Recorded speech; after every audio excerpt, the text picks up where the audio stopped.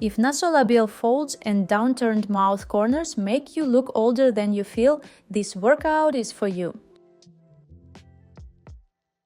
So the first exercise, gently tuck your lips behind your teeth. In this position, it's as if you're pronouncing the letter A. Then relax, bring your lips forward into a soft tube and repeat as if you're saying the letter O. Loop the movement so the O smoothly flows into the A. Make sure there is no discomfort in the chewing muscles or in the jaw joint. The range of motion should feel comfortable without any unpleasant sensations. Sit upright, don't squint and don't frown. This exercise improves coordination and balance between the muscles around the mouth. Now we begin to breathe deeply. Try to notice how your ribs expand with each inhale. You can place your hands on your rib cage to feel the movement. Deep inhale, slow exhale. This is very important when working with nasolabial folds because they often form or become more pronounced due to swelling and fluid retention. Deep breathing supports lymphatic flow and helps reduce facial puffiness. Shape your fingers like a fork, place them along the ears and begin gentle rubbing movements. Don't press hard, about 30% of your maximum pressure is enough. Everything should feel soft and comfortable. Don't lift your shoulders toward your ears. Let your shoulders drop down and don't push your head forward. Continue breathing deeply as you rub. Next, take the ear itself and gently massage it in any order you like. The main goal is to cover the entire ear. Do not cause pain. All movements should be soft. The ear area is closely connected to facial and jaw tension. Gentle stimulation here helps relax the masseter, chewing muscles and surrounding facial chains, which can otherwise pull the mouth corners downward and deepen nasolabial folds. Tilt your head to one side and then to the other. It's important not to pull your ear toward your shoulder. Instead, imagine the opposite ear reaching upward toward the ceiling. Our goal is to gently and carefully stretch the side of the neck and improve joint mobility. If you're finding this workout helpful so far, take a moment to support this video. You can like it, subscribe to the channel and leave a comment below, even just to say how your face feels right now. Your support helps this channel grow and allows me to create more free, guided face yoga workouts like this one. Stay in the tilt and use soft kneading movements to massage the side of the neck. There is no specific direction here. The most important rule is not to touch the spine and not to work on the central front of the neck, where the thyroid gland and trachea are located. You can massage the neck wherever it feels most pleasant. The key is that it feels good and that you notice the neck relaxing. You may start near the base of the skull, move toward the shoulder, or work closer to the front or the back, wherever you feel more tension or relief. Tension in the side of the neck affects facial symmetry and circulation. Releasing these areas improves blood and lymph flow to the face and reduces downward pull on the lower face muscles, supporting softer nasolabial folds and more lifted mouth corners.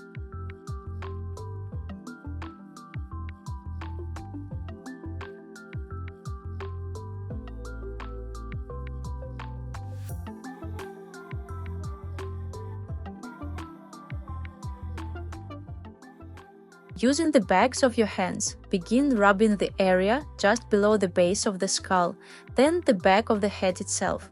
You can move slightly down the neck but do not touch the spine. Let your shoulders drop down, sit upright, and imagine the crown of your head gently reaching upward. If your hands get tired, you can shake them out, lower them, and then continue.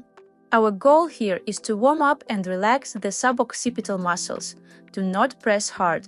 The movements should be soft and warming. Tension in the suboccipital muscles affects head position, circulation, and overall facial tone. Releasing this area improves blood and lymph flow to the face and reduces compensatory tension in the jaw and mouth area, which can contribute to deeper nasolabial folds and downturned mouth corners. Next, place your fingers under the hair and attach them to the scalp. Begin gently shifting the scalp. You should feel the skin of the scalp moving over the skull under your fingers. It's important that your fingers are not sliding over the skin. Instead, the skin itself should be moving. Work your way over the entire head, trying to cover as much surface area as possible. The order doesn't matter here. The main goal is to reach as much of the scalp as you can. Scalp tension is closely connected to facial tension through facial lines.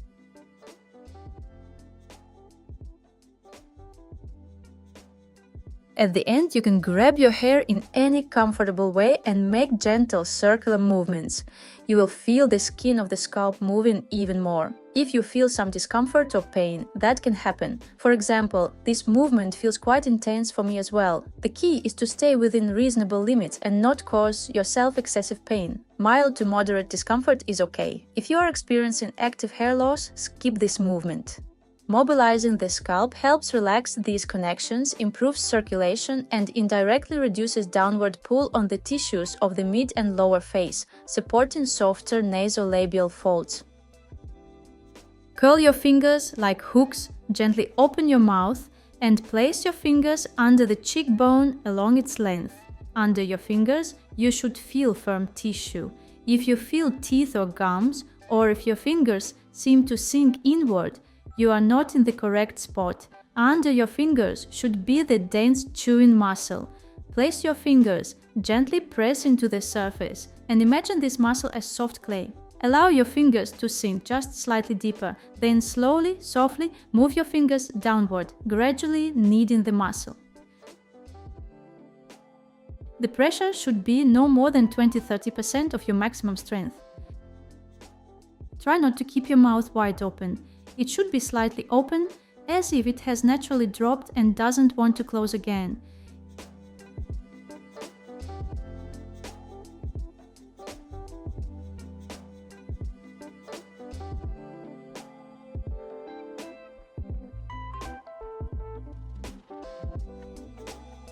At the bottom, just under the angle of the jaw, you can pause and make a gentle sawing motion under and just behind the jaw angle. If your hands get tired, as mine do sometimes, you can shake them out and then continue. If you're unsure whether your fingers are placed correctly, pause the video and gently explore the cheek with your fingers. By palpating, try to find where the dense chewing muscle is and where it isn't. I'll repeat, the muscle feels dense and you do not feel teeth or gums beneath your fingers. If you do feel teeth or gums, then this is not the correct area. Do not push your head forward. Sit upright, shoulders relaxed and down. The chewing muscle is one of the strongest muscles affecting the lower face. When it is overactive or tight, it pulls tissues downward, deepening nasolabial folds and contributing to downturned mouth corners. Gentle, deep release helps restore length and balance in this muscle.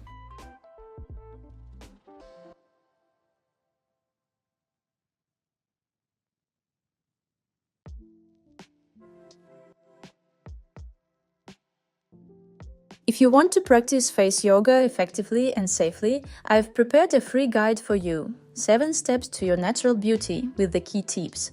Download it after you finish this video using the link in the description.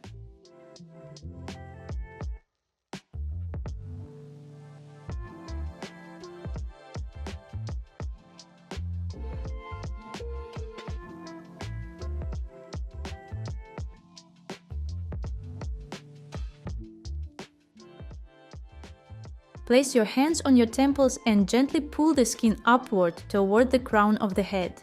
In this position, slowly open and close your mouth. Do not open your mouth fully. About 80% is your maximum. As you open your mouth, let your gaze move slightly downward. Keep your shoulders relaxed and the crown of your head reaching upward. It's very important that there are no clicking or crunching sounds in the jaw joint.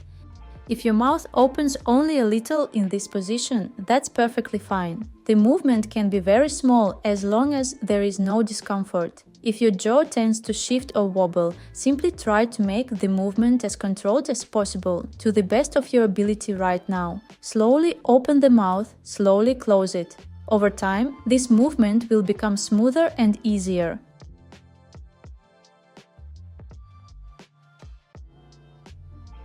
This exercise improves coordination and control of the jaw joint and surrounding muscles. Balanced jaw movement reduces unnecessary tension in the lower face and helps prevent the downward pull that contributes to nasolabial folds and sagging mouth corners.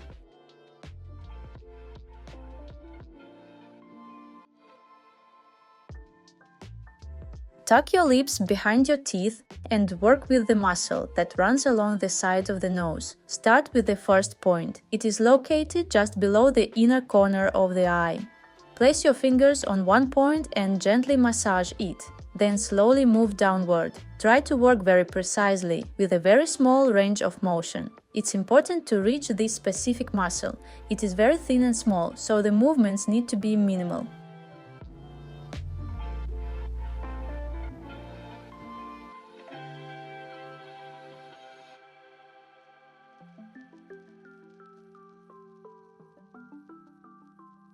When you reach the sides of the nose, you can add a light vibration and gently vibrate this area. After that, move back upward using the same precise vibrating movements. This area involves small muscles that lift the upper lip and support the nasolabial zone, including the levator labii superioris.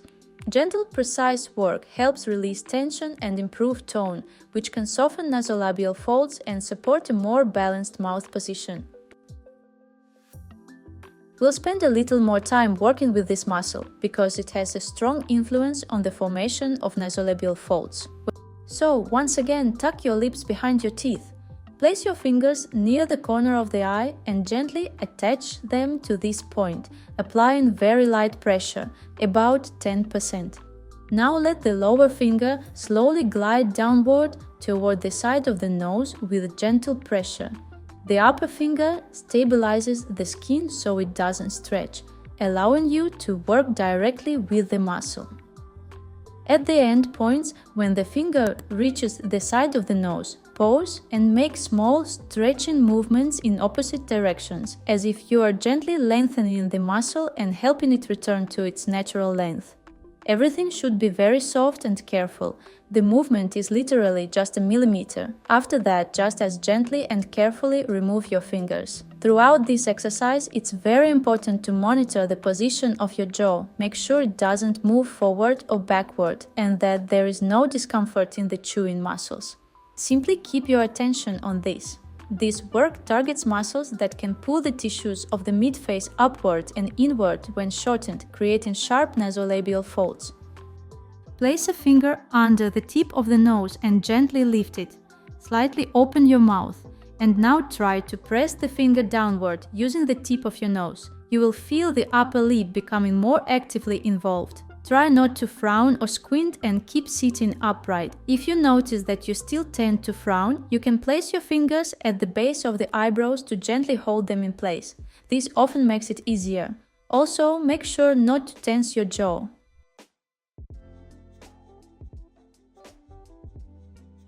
At the end of the exercise, hold the position for about 10 seconds. Press the finger downward with the nose, while the finger provides very light resistance. After that, place your fingers along the sides of the nose and make gentle vibrating movements to release any remaining tension.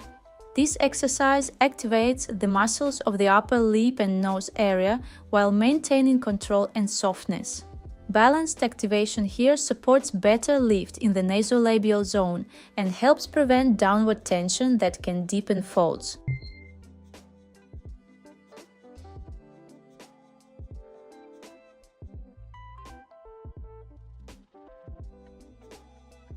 Use your fingers to take hold of the corner of the mouth. You'll notice a fairly pronounced fold. You may feel a larger layer of skin and tissue being lifted. Our goal is to gently rub and soften this fold between the fingers. You can also slightly lift the corner of the mouth into a small smile and continue massaging it in that position. The corners of the mouth are directly involved in expressions that pull the face downward. Softening tension here helps release habitual downward pull and supports more neutral or lifted mouth corners.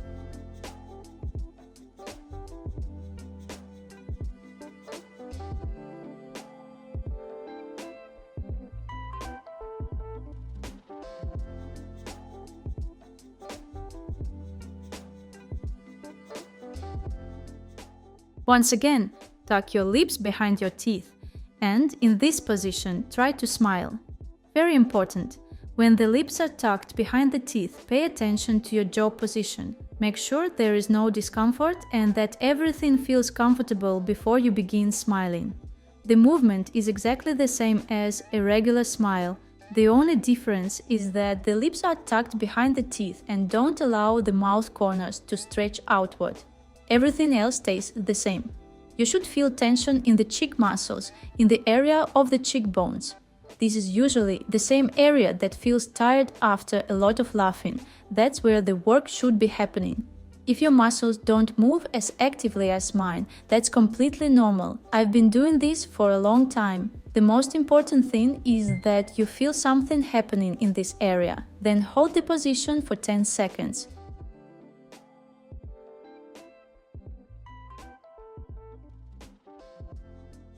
To finish, place your fingers under the cheekbone and make light vibrating movements to release any excess tension. This exercise activates the zygomatic muscles, which are responsible for lifting the corners of the mouth. Strengthening and balancing these muscles supports a more lifted expression and counteracts the downward pull that contributes to nasolabial folds and sagging mouth corners. Now place your fists under the upper jaw bone. You can gently rest your face on them. In this position, you can simply stay still or you can make slow rolling movements with the fists, moving from the center outward. You may notice tender or sensitive points. If you find any, you can pause there for a moment. For me, for example, they are located a bit closer to the cheekbone rather than the center. Make a few rolling movements, then you can move the fists slightly farther out, closer to the jaw joint, and gently work this area as well.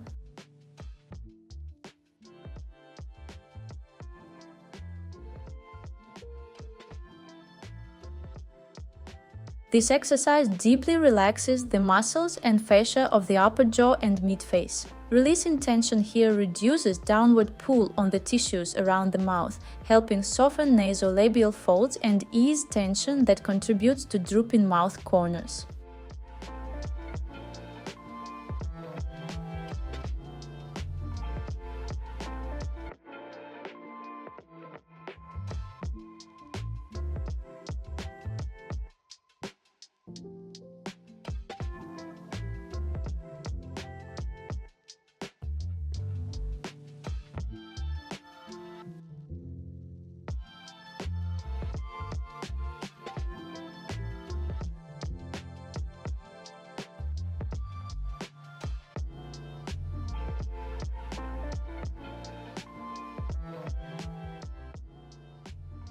At this point, we're almost finished. Place your index fingers on the chin and imagine that they are hooked there like small hooks.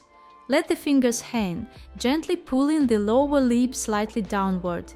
Then, under their own weight, allow them to slowly slide downward. We don't press or force anything here, and we don't actively pull with the hands. The fingers simply slide down on their own at their own pace. This is very important. If you press too hard, you could cause bruising, so be very gentle. The lower lip and chin area are closely connected to the muscles that pull the mouth corners downward. Gentle stretching here helps reduce habitual tension and supports a more neutral or lifted position of the mouth corners.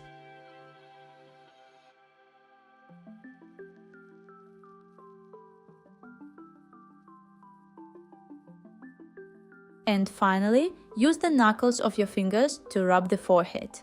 Move from the bottom upward, using gentle rubbing movements as you go up, improving circulation. Relaxing the forehead reduces overall facial tension and helps rebalance facial muscle activity. If you finished this workout, take a moment to notice how your face feels now. Lighter, softer, more relaxed. This kind of gentle, consistent work is what creates real, visible change over time. If this session was helpful, I'd love for you to let me know. You can like this video, leave a comment or share it with someone who might benefit from it too. If you'd like to support this channel and the work I do here, you can use the super thanks button below. And if you enjoyed this lesson and want to make face yoga your new healthy habit, download my free guide 7 Steps to Your Natural Beauty using the link below. Inside I share how often to practice, how to do the exercises correctly and safely, and the most important tips from 8 years of personal practice and 6 years of teaching. Thank you for practicing with me today. Take care of your face gently, and I'll see you in the next video.